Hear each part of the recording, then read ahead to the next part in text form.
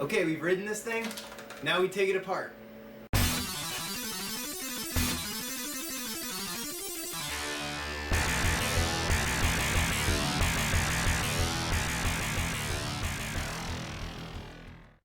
Okay folks, last video about this scooter, I promise. So when I first started researching and looking into getting one, right away I noticed the price discrepancy, and it literally ranges from around $200 to $2,000.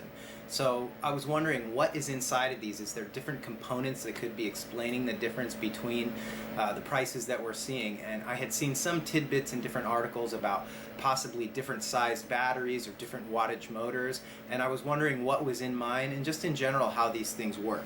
So I started, of course, looking for like a parts list or a components diagram or even a disassembly video, and I really couldn't find too much out there. So I decided the best way to find out is to dive into mine, and that's what I'm going to do.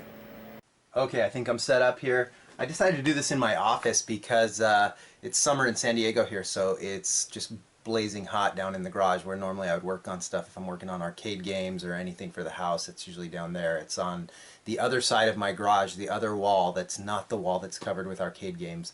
I've got my tools and a bench and everything else. So, and by the way, if you like collecting arcade games or you're interested in it, 80s arcade games that you stick a quarter in and play, Pac-Man, Donkey Kong, all that, that's my real hobby and the real dedication of my YouTube channel, not this other random stuff. So if you are interested, you can always check out my website, 720zone.com.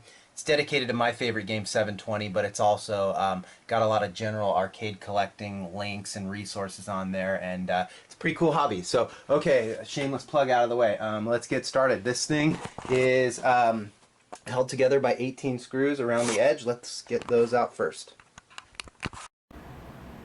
Okay, these screws are sunk down in this plastic housing here quite a bit, and my power driver is has like a wider bit than I'd like, so I'm going to do this the old-fashioned way. So interesting thing, I've pulled out 4 screws so far, 2, 3, 4, and they've all been different.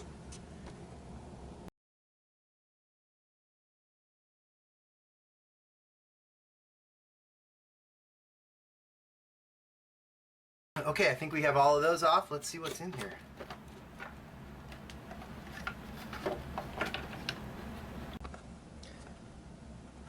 So power to the little LEDs that are on the front here, connected right there to, it looks like a little control PCB in there. I'll just carefully unclip that.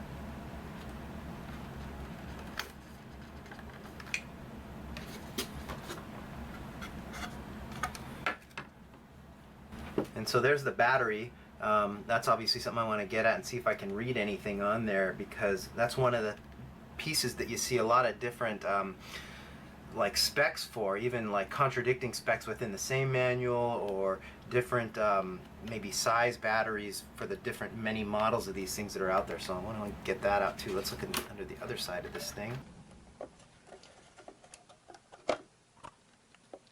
Alright, couple more things connected here. Some like glue in there or something, but obviously the on-off switch here with yellow wires, and the charge port here. And actually it looks like the charge port goes through the center, obviously over to the battery.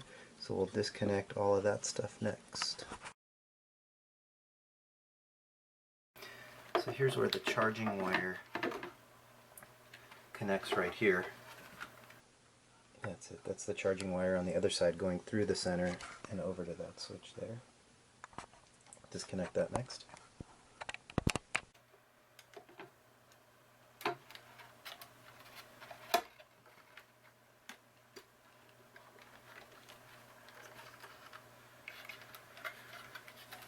Next little piece there.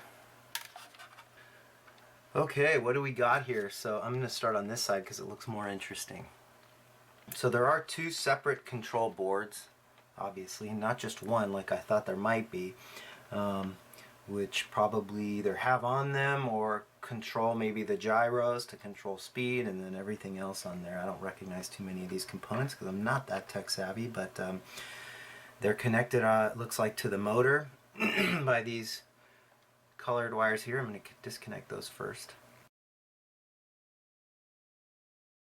So it looks like Yeah, that goes right into the battery, so that's the power there, so I'll be kind of careful taking that apart.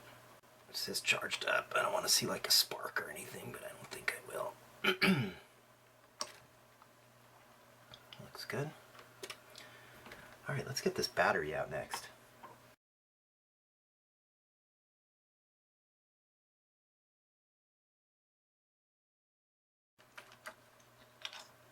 Battery cover, 4 screws, I'll just leave them in there.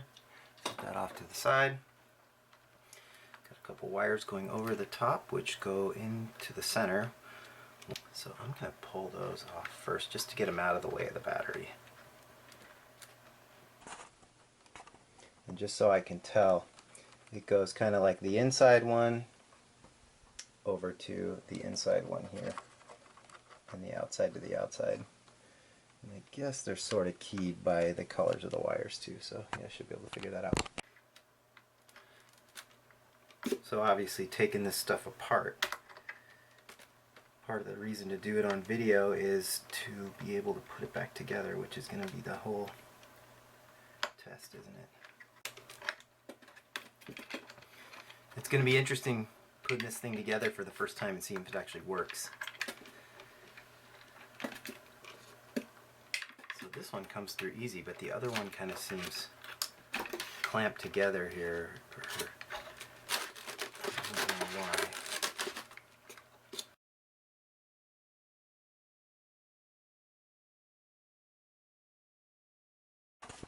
Yeah, and look at that. They did the same thing on this side. So it's yellow to yellow, blue to green, and green to blue. I don't know why that is. So it looks like this board is free now. Let's get that out next.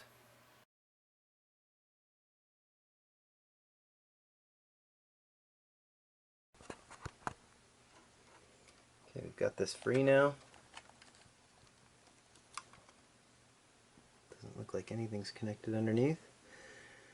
So there you go.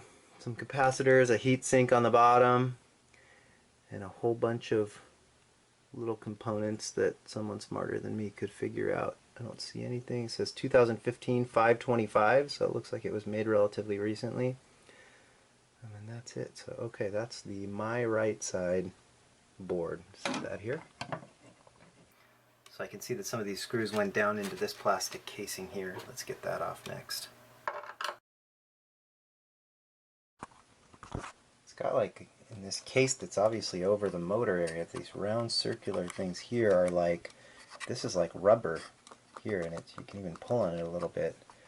3 screws. I don't know if it's like, I don't know, for dampening this somehow, or, you know, something there. I'm going to dive in there and see what's in there.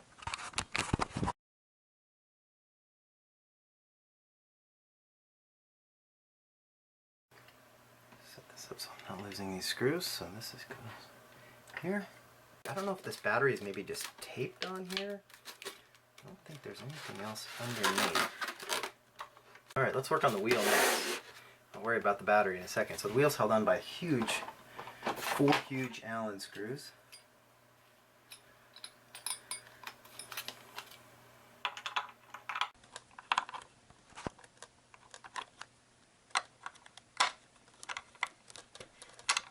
Yeah, those suckers were all on there pretty tight. 4 Allen screws holding basically the wheel on there.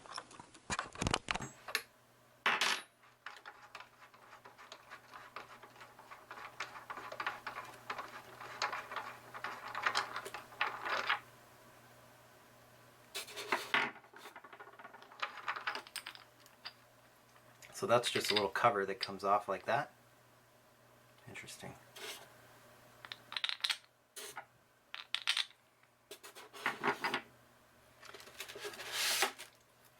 And the wheel. So is the motor like inside there? What is making this?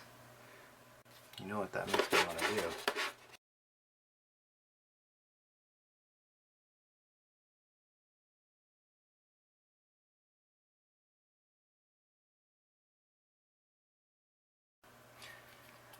It's disappointing, isn't it? Took take those screws out, but nothing comes out of here. I thought this would instantly be loose.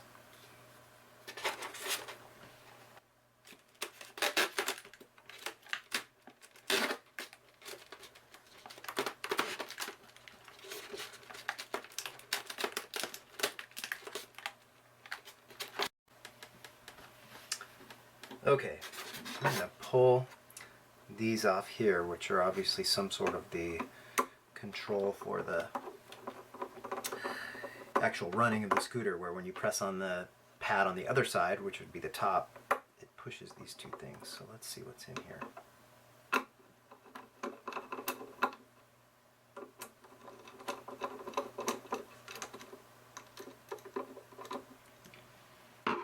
Just a stopper.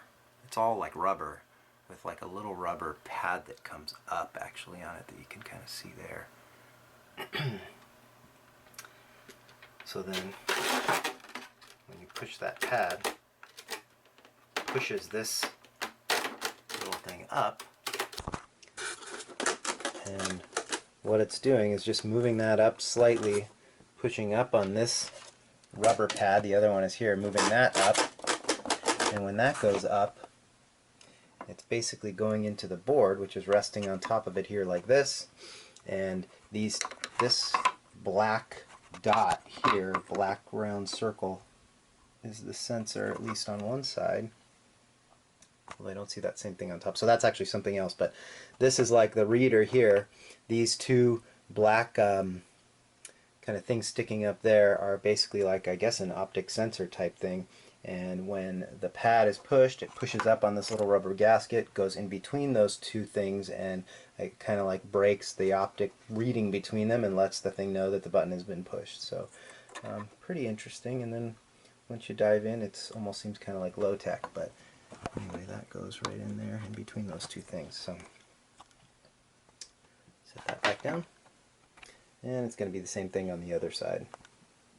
Interesting that the weight distribution, that it's not off. When you pick this thing up in the center, it seems exactly perfectly distributed. The wheel is super heavy, obviously, because that's where the motor would be. But then the battery is also pretty heavy. It's actually not super heavy. These lithium batteries have a lot of capacity and they're not real heavy, but it's got some weight to it. And then there's no battery on this other side. So somehow they've compensated by adding this little bit of weight to this side somewhere. Maybe the heat sink's bigger, I don't know. So do I want to go any further and dive in and see more of the pad underneath? I guess I could. Why not? Let's keep going.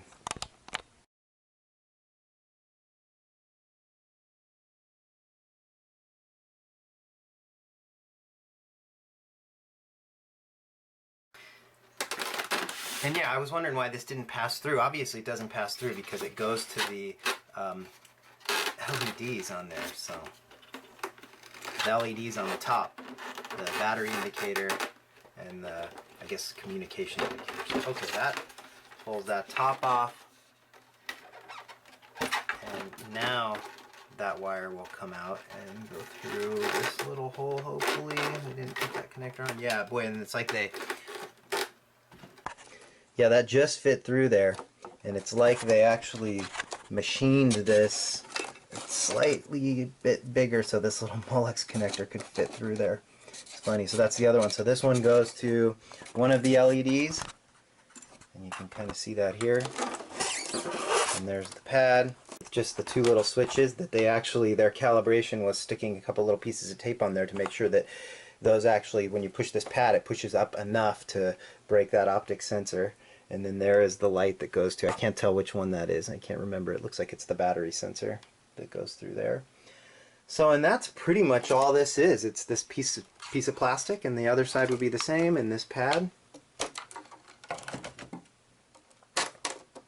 And if I wanted to take this ring off, I could separate this side here, and this is just some sort of cheap cast aluminum or other light metal, I don't know, some composite or something. I'm not smart enough to be able to say what that is. So I'm not going to dive into the other side, but then there's the other side of that, the metal piece there, turns independently. I'm not going to go through the other side of this because it's obviously going to be pretty much exactly the same. And I'm not going to take this off because it'd be the same as the other one. I'm curious about this wheel. I got to find out more about what's going on with this thing, what's going on inside of it, because it's so odd that you cannot get into here at all. I mean, there's no other screws. This isn't turn or anything. This is like solid on here. And as you saw, I was trying to even like pry it off with a screwdriver, and you really just, you can kind of get in there, but not really. So let me just see here.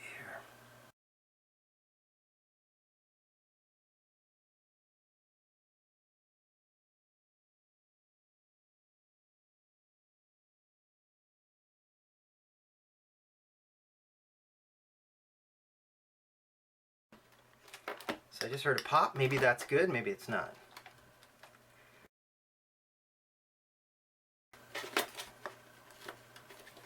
So that didn't turn easy before, and now it does. I'm not too worried about getting that back together because obviously it screws together with these 6 screws, but you would think, is it coming apart? Maybe it is. No, I don't see much progress there. Okay, so I decided to just go for it and see if I could get this tire off here, and I worked 2 screwdrivers in there, and you can kind of see that there's some space now. I'm going to try to just pry the whole tire off, hopefully without destroying it. We'll see.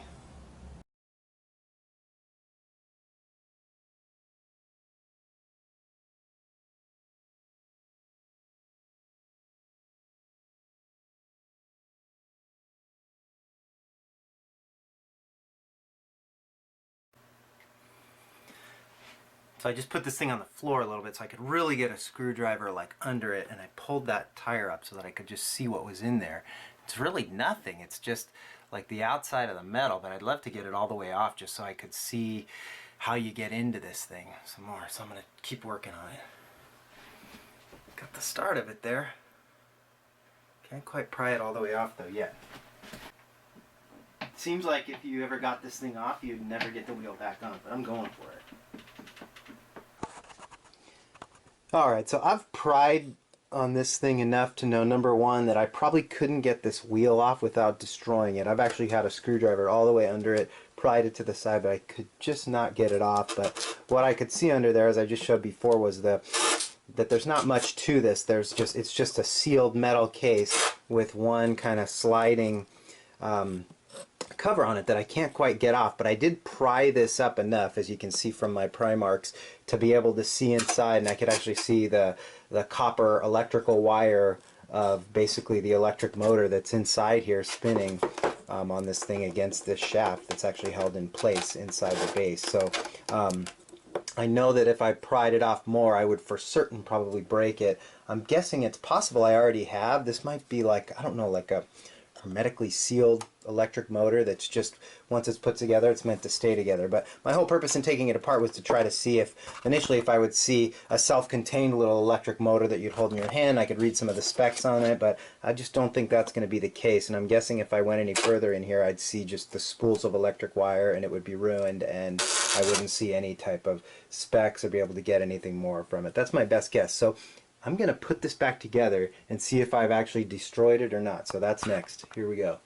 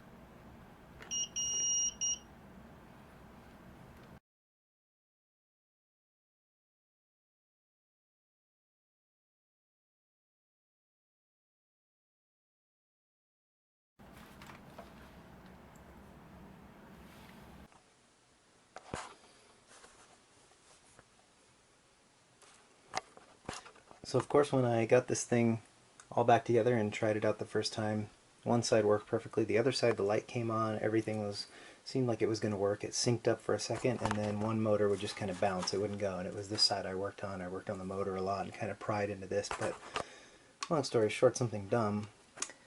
When I was putting this back together, this was across where one of the screw holes was for the base, and I just screwed right through it and snapped it. So I think that's going to be my problem. So I'm going to fix this wire and fix up this blue one and see if it fixes the problem.